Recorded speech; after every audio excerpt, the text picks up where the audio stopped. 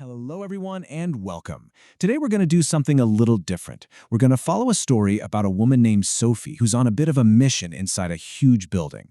By shadowing her, we're going to pick up some super practical French vocabulary that you can actually use when you're trying to find your way around. So let's jump right in.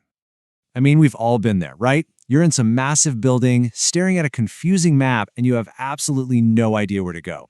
Well, that's exactly where Sophie is. By tagging along with her, we're going to learn the essential words and phrases you need to ask for help, and just as important, understand the answers you get. Okay, so let's start with Chapter 1, asking for directions.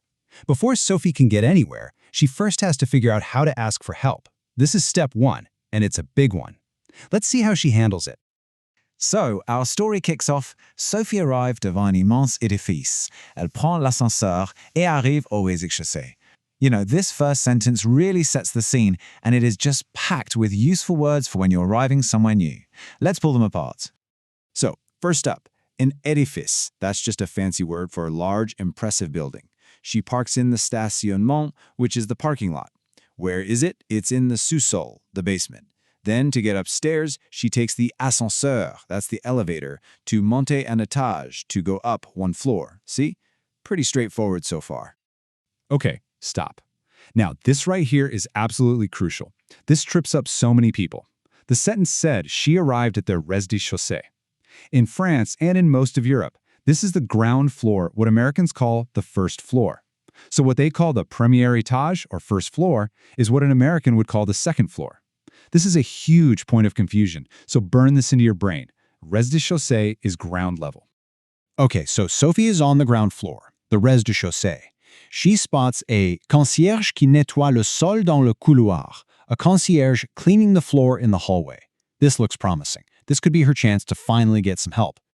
And this brings up a really neat cultural point. The role of a concierge is incredibly common in France. This isn't just a janitor. A concierge is more like the building superintendent. They're the go-to person for mail, security, you name it. So Sophie has found the perfect person to ask. Now listen carefully to how polite she is. This is basically a masterclass on how to approach a stranger for help in French. It's perfect. Let's break down exactly what she said. So, what's the key takeaway here? It's this simple, polite, and really effective formula.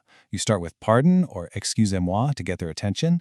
Then, and this is non-negotiable, you add s'il vous plaît, please. After that, you state your general need, pouvez-vous m'aider? Can you help me? And then finally, you ask your specific question. Je voudrais savoir où est. I would like to know where. It's a formula that just works. And it pays off.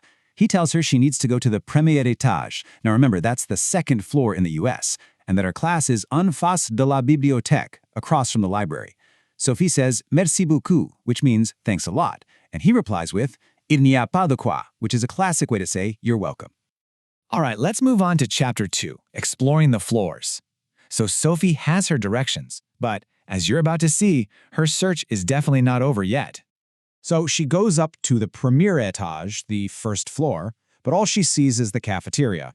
So she keeps going up, floor by floor, seeing all these different places, but no biology class. This table is a great little summary of her journey so far, and it gives us some awesome new vocabulary. On the premier étage, we've got la cafeteria.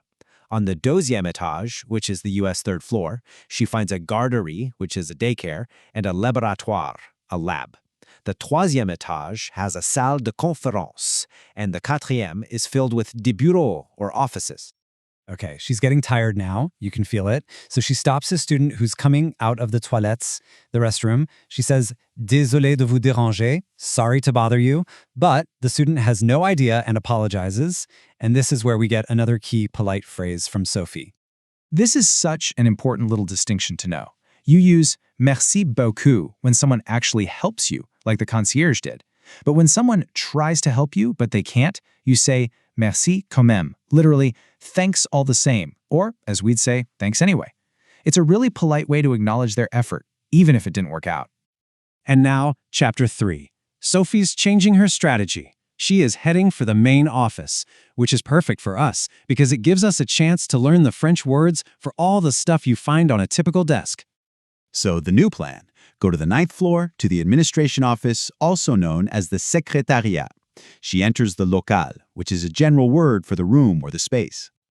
Okay, let's be really clear about this word. The secrétariat is basically the administrative heart of a French building.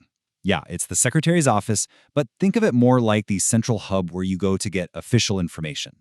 This was a very smart move by Sophie. And now we get this really rich, detailed description of the secretary's desk. The text mentions things like un ordinateur, un clavier, and une souris. This sentence is an absolute goldmine of vocabulary for everyday office items. Let's take a closer look. All right, check out all this fantastic vocabulary. We have un ordinateur, the computer, with its écran, its screen. Then you've got un clavier, the keyboard, and une souris, the mouse. And pay attention to the little words here, the prepositions. They are sur un tapis, on a mat. Next, we see un cahier, a notebook, sitting entre le téléphone et une tasse. That's between the phone and a cup. A crayon, a pencil, has fallen sous la chaise, under the chair. And finally, somewhere in the office, there's un étagère, which is a shelf. And success. Finally. Sophie asks for the gym and the piscine, the pool. She heard they were on the 10th floor. The secretary confirms it and tells her to take the elevator all the way to the end. Sophie says merci, and the secretary gives us a new response. Je vous en prie.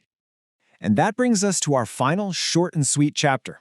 Sophie is about to reach her destination, and we're about to learn a couple more ways to say you're welcome. This slide is so incredibly useful. We've now seen 2 different ways to say you're welcome. The concierge used il n'y a pas de quoi, which is your standard, very common reply. The secretary said je vous en prie, which is a little more formal and often used by people in service roles. We also threw in pas de problème, which is super informal, just like saying no problem. And here's a great little cultural tip. If you're in Quebec, you'll very often hear bienvenue used to mean you're welcome. And now, it's your turn. À vous. Take a second and think about it. Using that polite formula we learned back in Chapter 1, how would you walk up to that concierge and ask where to find les toilettes? It's the perfect way to put it all together. Thanks for sticking with Sophie's long search today. I hope you picked up a few useful things along the way.